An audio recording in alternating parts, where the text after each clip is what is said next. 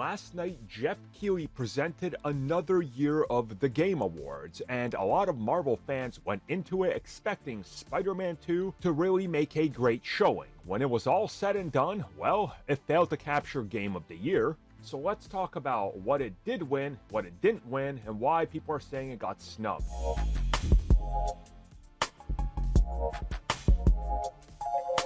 Okay, so let's talk about what Marvel Spider-Man was nominated for. Obviously, Marvel Spider-Man 2, just to make it clear. So, Player's Voice was a nomination.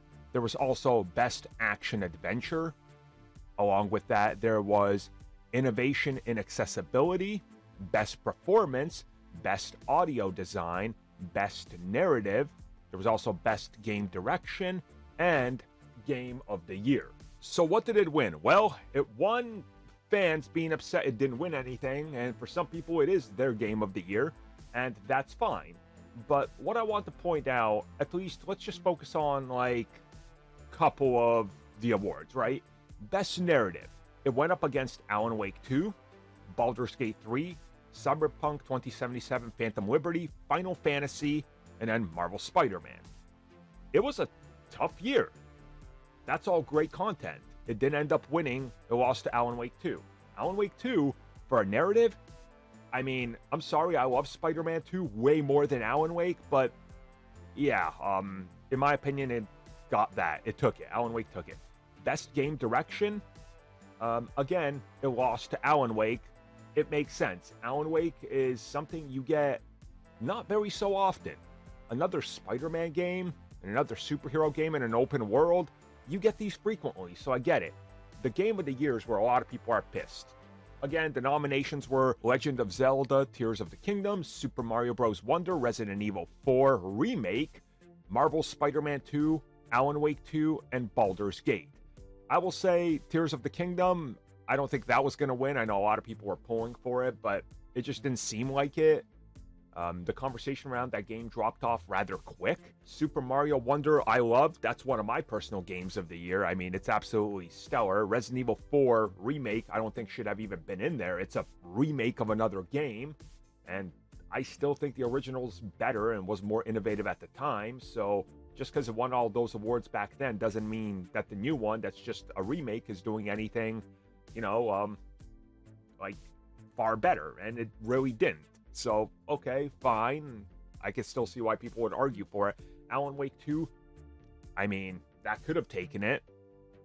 Spider-Man 2 could have taken it, but Baldur's Gate 3, there is no better game this year. I'm sorry. It's not my personal game of the year.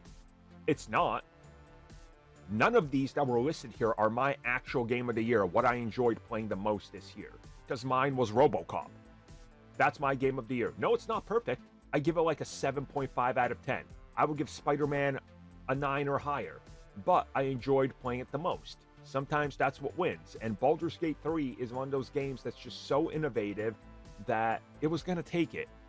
And it was a stiff year of competition everywhere where Spider-Man was nominated. The only one that I think it was snubbed out of, and this one I truly feel it should have won this one. I don't get how it lost to Forza Motorsport.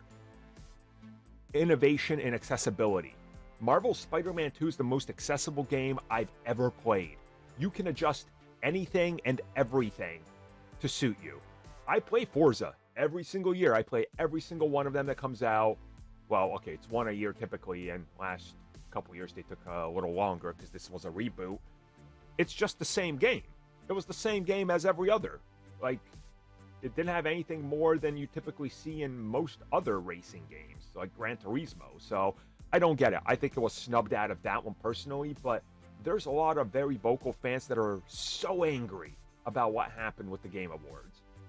I get it. You love Spider-Man. I do too. Look at the channel you're on. But realistically, looking at Spider-Man 2 and going, yeah, that beats Baldur's Gate and Alan Wake in many of these awards, I'm sorry, I don't see it. Plus, also, Spider-Man 2 literally commits a hate crime by putting Miles in that final suit. That's a hate crime. Do we want to reward them for something like that? I don't think so. Because they might be encouraged to make a worse suit for the next game.